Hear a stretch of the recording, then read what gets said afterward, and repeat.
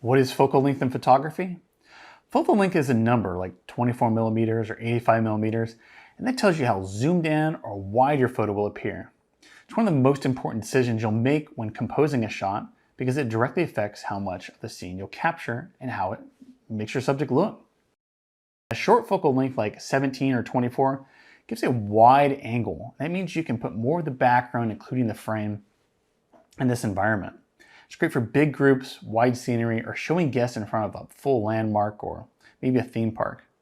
Now, a long focal length like 85 or 400 millimeters zooms really in tight. It narrows your field of view and helps isolate your subject from everything else around them.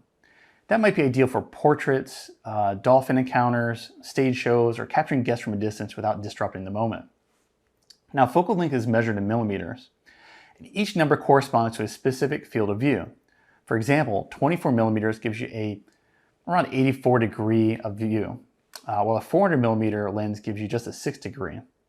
And something like a 17 millimeter lens gives you an extremely wide angle, almost fisheye-like, ideal for dramatic or immersive scenes. Focal length also affects how the background looks. Wider lenses can exaggerate perspective and stretch the space. Longer lenses compress the background and make it appear closer to the subject. And this is especially useful in making portraits look more flattering or less distorted.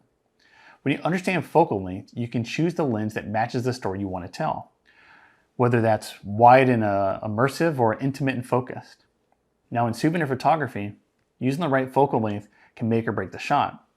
A wide lens might work great for large families in front of an iconic background, but a longer lens gives you a more flattering portrait and lets you shoot from a further distance away without intrusion. If you want to learn more about lens choice and shapes and storytelling, click the link in the video description to explore more of our photography terms in our glossary.